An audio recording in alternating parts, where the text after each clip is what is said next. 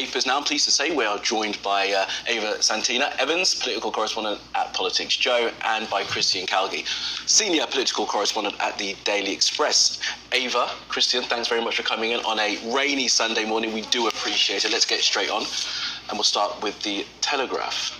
Yes, so front page of the Telegraph this morning, it's Keir Starmer, and he's been at the Munich Security Conference, and he has been taking swipes at Donald Trump, which is quite an interesting manoeuvre if you consider the polling currently in America, and potentially Donald Trump is going to be the next president of the United States.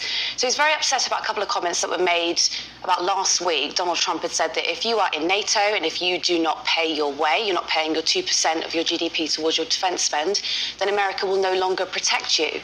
And Keir Starmer has basically said the same thing, but a little bit softer. He said he wants to renew their relationships with NATO and he will protect allies. But it's quite an interesting swipe. I mean, typically the Labour Party have always had long-standing ties with the Democrats. David Lammy, the Foreign Secretary, has a very good relationship with Barack Obama. So it would be much better for them if it is going to be a Democrat presidency than it is a Republican. You're already laughing at the idea of the Biden getting it again. It's genuinely one of the things that keeps me going is the idea of Keir Starmer having to work with Donald Trump as a bilateral relationship. I think it'll be very... It's going to be challenging. Yeah, that's a euphemism, as an understatement, I think. I find this whole row very interesting because what Trump said initially seemed very shocking, you know, basically saying if they're not meeting 2%, then have at them, basically bomb them.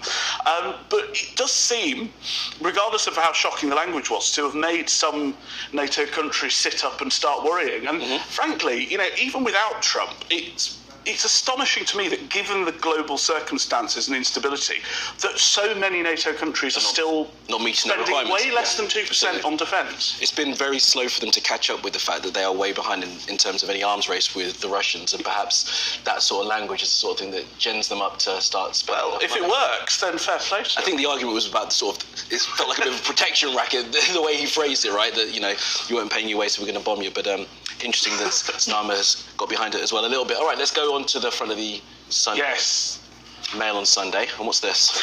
So this is a very concerning report from some undercover reporters at the Mail on Sunday, where Just Stop Oil activists have basically promised to occupy MPs' homes as part of a plan to hound MPs who are refusing to go along with their policies. And they claim that their plans are a total departure from previous operations and are ready to look a bit loony, which, goodness me, if they didn't think they looked loony before, then I'm slightly terrified about what this is going to do.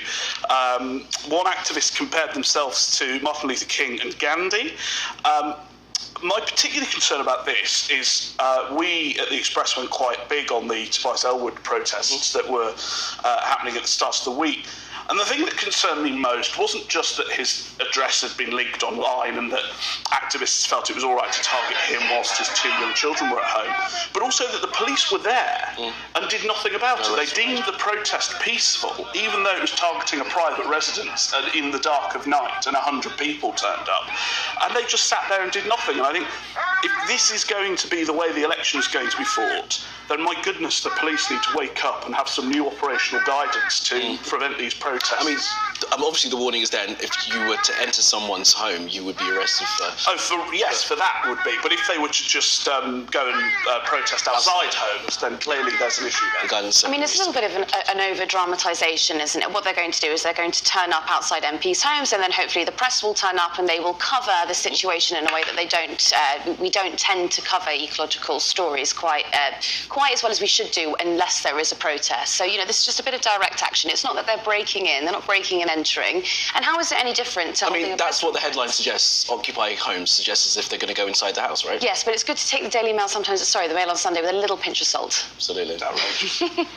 Outrageous is the word. Right. Let's move on to the next one, which also is outrageous. I'm actually going to skip over, if you don't mind, Ava. We'll stick with you, Christian, because this one I think might have someone else on this panel saying outrageous. Sunak has squandered the Brexit gains, apparently, the Sunday Telegraph. Absolutely. So this is not just a Brexit story, it's a woke story as well. It ticks all the boxes. It's Tory bingo.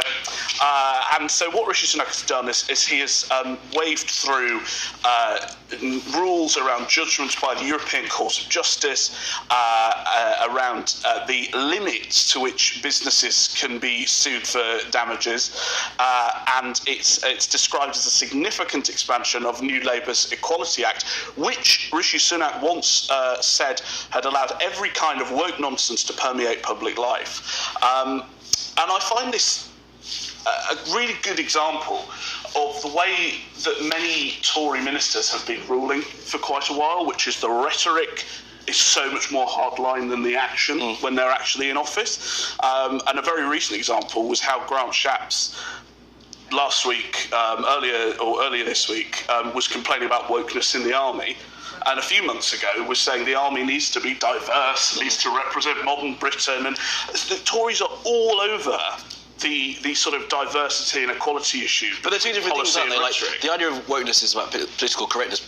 A diverse workforce, whatever kind it is a different thing to that. But it is interesting that, you know, it's headline is Brexit gains. I mean, Brexit is reported to have cost 3% for the economy, and investment is 30% down. So whatever gains from Brexit, perhaps any changes to those little bits of policy won't have much of an impact. Yeah, absolutely. I mean, so a lot of the issue as well for civil servants is that they don't have enough time to sort of properly rip up the rules, as some Brexiteers would like them to do, and change them. A lot of EU legislation is basically just being translated into our statute book, and for some ideologues, that's not quite doing the Brexit and harnessing Brexit the way that we should do.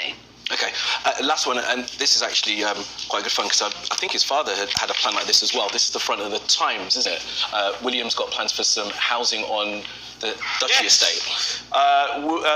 Prince William is following in his father's YIMBYism by plans to build 24 homes, social housing, £3 million social housing development in his native Cornwall, and this is going to be beautiful, high quality, homely housing, and he's sort of designed to remove the stigma from social housing. His dad built a town, didn't he? His dad built a beautiful town that's one of Britain's greatest attractions, for sure.